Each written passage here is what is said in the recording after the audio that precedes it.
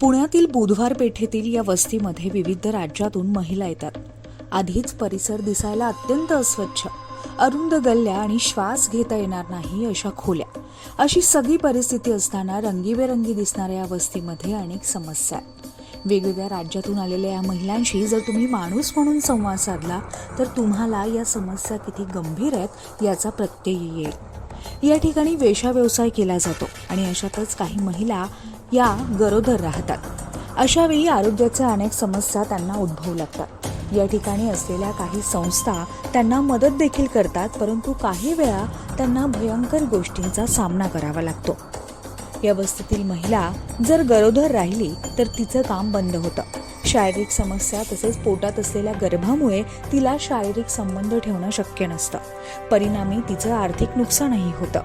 9 महिने आणि त्यानंतर प्रसूतीनंतरचे काही महिने काम नसल्याने पैसा अजिबातच नसतो. तसेच कुठलीही महिला जर गरोदर असेल तर तिला इतरांच्या आधाराची फार गरज असते, परंतु या ठिकाणी ती मदत लवकर मिळणं प्रचंड अशक्य आहे. महिला जर गरोदर असेल तर दवाखान्यामध्ये त्या महिलेच्या पतीचं नाव हे गरजेचं असतं. मात्र अशावेळी ते नाव लावणं शक्य नसल्यानं त्यांना पुढील उपचारासाठी देखील समस्या उद्भवतात.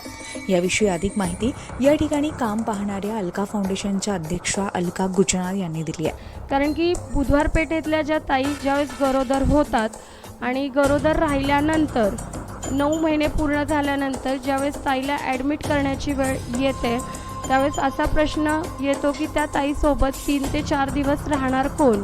काही लोकांना किंवा तिच्या मैत्रिणींना ज्यावेळेस आम्ही कन्व्हिन्स करतो की बाबा तू तिथं जाऊन थांब राहा, पण अशा वेळेस त्या ताई म्हणतात की ताई आम्ही आमचं कामधंदा सोडून आम्ही तिच्याबरोबर 3 ते 4 दिवस राहू शकत नाही. म्हणजे ती महिला जर का ज्यावेळेस गरोदर होते तर त्यावेळेस नेमकं वडिलांचं नाव कुठलं लावायचं हाही प्रश्न या ठिकाणी निर्माण होतो.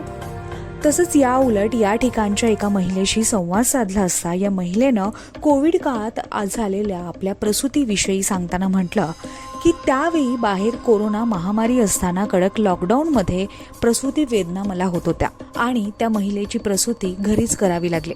यावेळी या ठिकाणच्या महिलांनी एकी दाखवत त्या महिलेची प्रसूती केली असल्याचं त्या महिलेनं म्हटलंय. जब पेंडेंट में हम लोग रहता तब दीदी लोग का सपोर्ट मिलता और जब होने का टाइम पे कोई न तो कोई पापा मम्मी कोई साथ में नहीं रहता, आदमी भी नहीं आता, तो थोड़ा मुश्किल होता. पेमेंट तो सब तो मिला था लॉकडाउन का टाइम पे, सब यूट्यूब बंद था, अभी सब कुछ सपोर्ट में मिला, सब कुछ मिला था. खाने का पीने का कुछ ये नहीं था, टेंशन नहीं था. बच्चा को वो टाइम पे सब कुछ था, मतलब फिर भी अच्छा से सब कुछ किया और होने के बाद इतने रेशन पानी सब मिला, सब दीदी लोग ने मदद किया था. वेश्यांच्या या व्यवसायामुळे त्यांचे नातेसंबंध निर्माण होणं ही एक अपघाताची मालिका असते. कारण या प्रकारचं जगणं हे कोणत्याही सामान्य माणसाच्या पचनी न पडणार आहे. त्यामुळे अतिशय धीराची आणि परिपक्व विचारांची ज्यांची झेप असते अशा व्यक्ती वेश्यांचं जगणेही नातं निर्माण करण्याच्या आड येऊ देत नाही. त्याच्या अनेक कहाण्या देखील आपण इतिहासामध्ये पाहिल्या, परंतु प्रत्येक वेळी असं होईल असं नाही. बहुतेकदा प्रेम प्रकरणातून त्या गर्भवती राहिल्यानं त्यांचा प्रियकर देखील त्यांची जबाबदारी घेण्यास पुढे येत नाही. घरच्यांनी आधीच त्यांच्याशी संबंध तोडल्यानं या गर्भवती महिलेला भयंकर गोष्टींचा सामना करावा लागतो, ज्याची कल्पना देखील आपण करू शकत नाही. वेश्या व्यवसायाकडे पाहण्याचा दृष्टिकोन बहुतांश समाजामध्ये हेटाळणीचा असला तरी देखील एक सामाजिक वस्तुस्थिती या दृष्टीनं ते मानवी व्यवहाराचे अविभाज्य अंग बनले.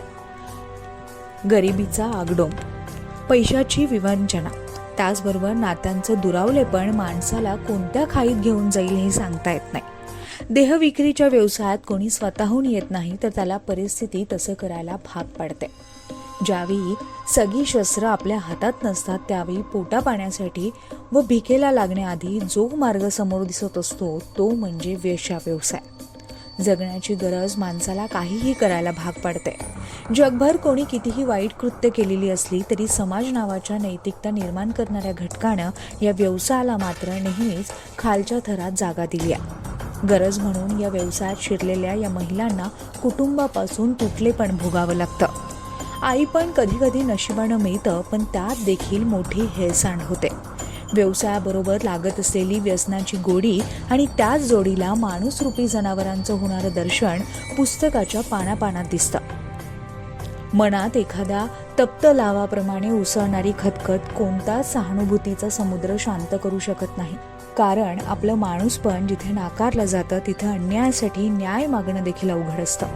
एकदा परतीचे दोर कापले की मागे फिरायचं नसतं. जे वाट्याला येईल ते घोटत पुढे चालावं लागतं. शिवानी धुमाळ, न्यूज 18 लोकमत, पुणे.